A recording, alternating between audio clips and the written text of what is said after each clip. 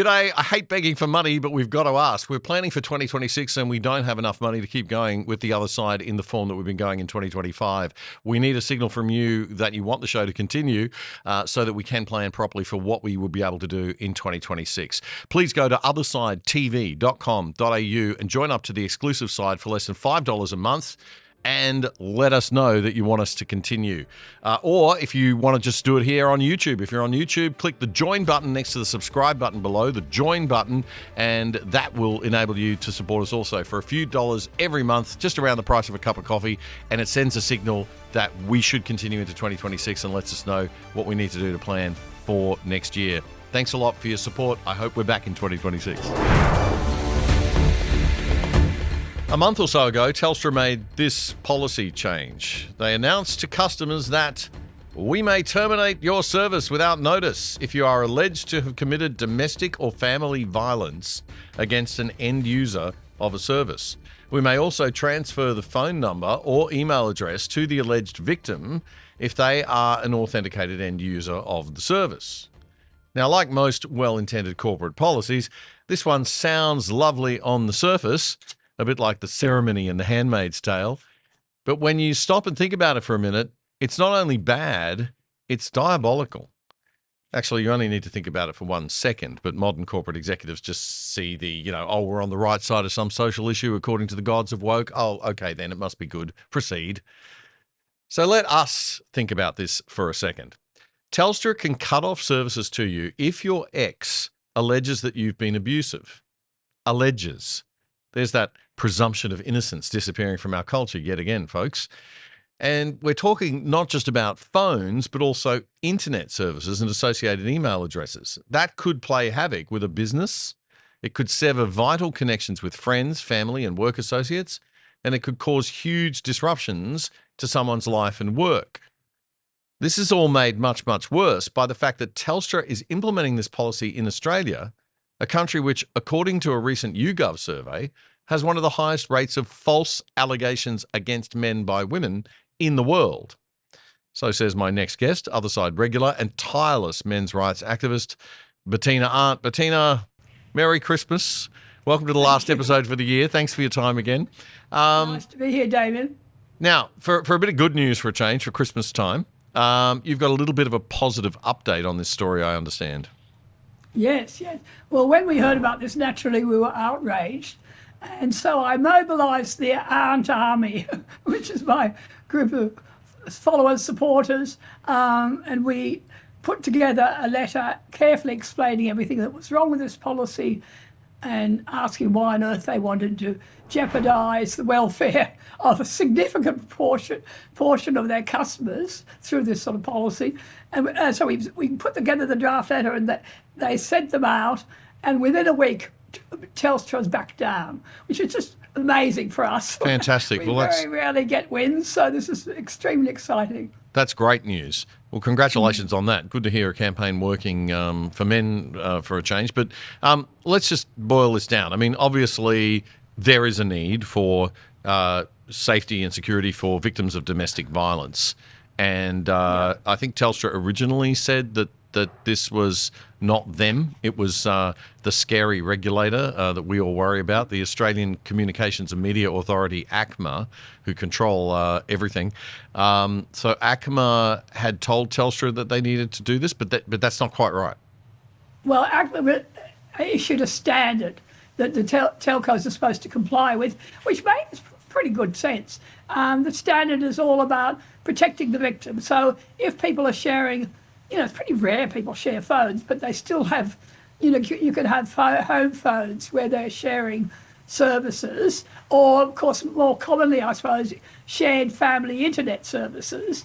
And the idea is if for instance, we have a nasty bullying abuser who's using those services to bully, the victim, the idea is we'll protect her, we'll give her her own services, we'll cut her off from the perpetrator.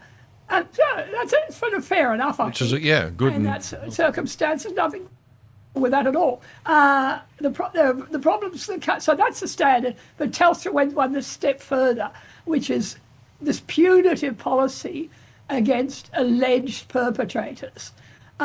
We've actually got One Nation is going to ask questions next week in Senate estimates in Parliament of ACMA. They've got ACMA appearing before Senate estimates to ask them, did ACMA think this fell within their standard? I would say they'd probably say no. It's taking a significant step further.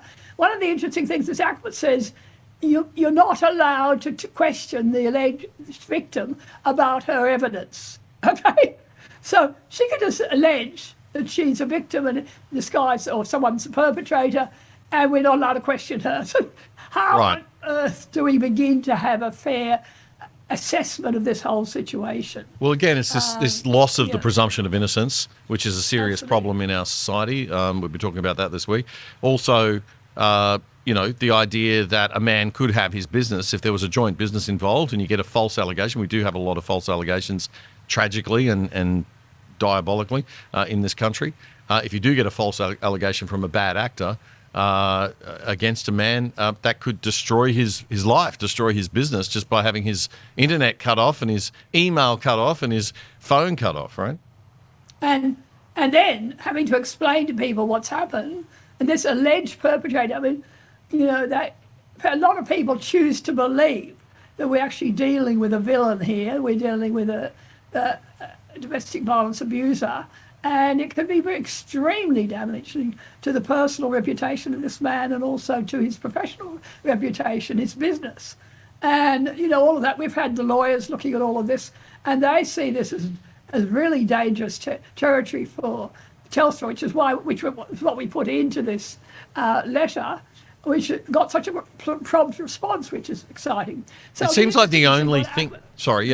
It seems like the only thing that's going to really sort of get these bureaucrats in corporate world to wake up, and also to get, I think, false accusers to wake up, is for them to realise the risk to them. The fact that if you damage a man's reputation in his business and they lose future income, you're liable for that future income loss if there's a strong defamation case taken against you.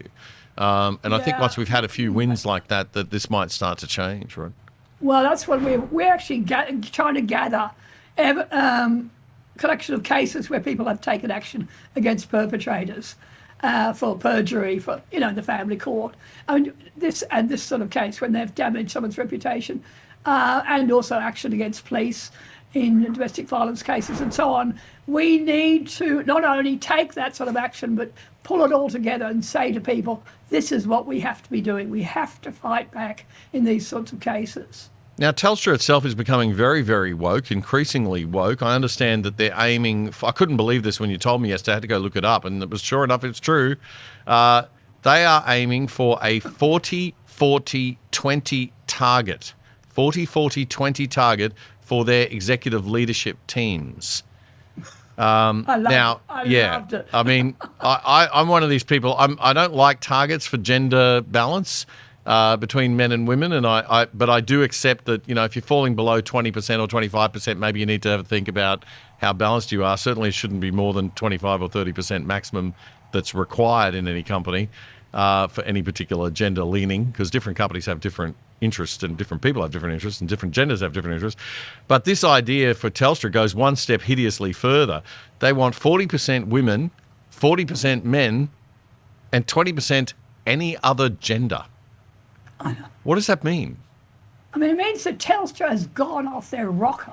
I mean, utterly nonsensical stuff and dangerous thinking, ideological thinking, which is a real worry from one of our leading companies.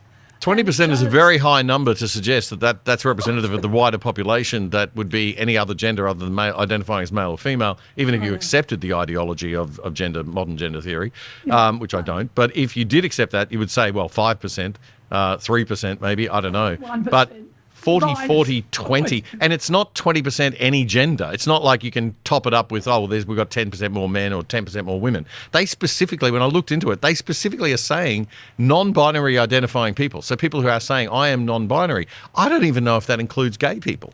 Is that because, it's a sexuality versus gender question then, right? So what does it mean? 20% any other gender? I know. 40-40-20. We have to realise it's not just Telstra. I mean, this is all our big companies have been captured, have been taken over by absurd ideology. And this particular policy in relation to Telstra accounts, last year there are other policies in other situations which are just as damaging. I talked with you last year about debanking and the banks, lining up to take the financial accounts from people who are alleged to be perpetrators of financial abuse. I know there's a whole list I found. Employment, they've got policies where employers can suspend the employment of alleged perpetrators if, for instance, there's some problem with the domestic violence orders and the potential for the man's business engagement in the business to contravene aspects of that orders, whatever it is. There's also similar policies in housing and tenancy where alleged perpetrators can be evicted from shared tenancies. God. It just goes on and on, doesn't it? And it's not, this is the thing we talk about a lot on the show, is that the woke infiltration of government, the self-expansion of government is one problem in our country, but this infiltration of this stuff into large corporations and large businesses is squeezing out small businesses. It's tough. It's really getting quite insane. Bettina, thank you for all the work you do. Thank you for being such a big supporter of The Other Side all through our 5-year history. We're seeing about whether we're going to be coming back next year in some form or another. I hope we are. We're asking people to click on that join button and give us a signal by committing to donate a few dollars a month to the show so that we can plan for next year and hopefully come back in some form. But if we do come back in some form, I really hope you'll very much continue to be a big part of our show. Well, you've done a wonderful job, Damien, and I so hope you can continue. It's very frustrating when excellent media such as yours, it can't be supported because all the money goes to the other side. Yeah, the other side. Yeah, the other side. But thank you for having me so often on the show. It's a pleasure. We'll keep in touch. All right. Have a great holiday season. Merry Christmas, Happy Hanukkah. Take care. Merry Christmas. We're allowed to say the word. We are. We're allowed to say it. Did you see Tesco's in the UK? Tesco's Christmas trees don't have Christmas tree written on the box anymore. It's just got festive pine tree. It's a sad state of affairs. We have to laugh or we don't shoot ourselves. Yeah, that's right. If you don't laugh, you'll cry. Take care, Bettina. Have a great break. Okay. See ya. Thanks, David. Bye. A great way to support The Other Side is to support our sponsors like Smart Kits Australia, the best supplier of do-it-yourself prefab home renovation kits. And it's not just carports. Smart Kits do decks, patios and pergolas, flyover roofs and insulated roofing too. All prefabricated, fully engineered and delivered anywhere in Australia. And if you're not too handy, they'll install it for you too. Get onto it. smartkits.com.au. That was a segment clip from our weekly Friday night news show, The Other Side, which you can watch in full by simply going to YouTube and searching up The Other Side Australia. Then you'll find our full shows playlist. You can also find all of our full shows and our segments on our own website, othersidetv.com.au. That's othersidetv.com.au. Help us build a whole new Aussie media by joining us over there and signing up for the exclusive side.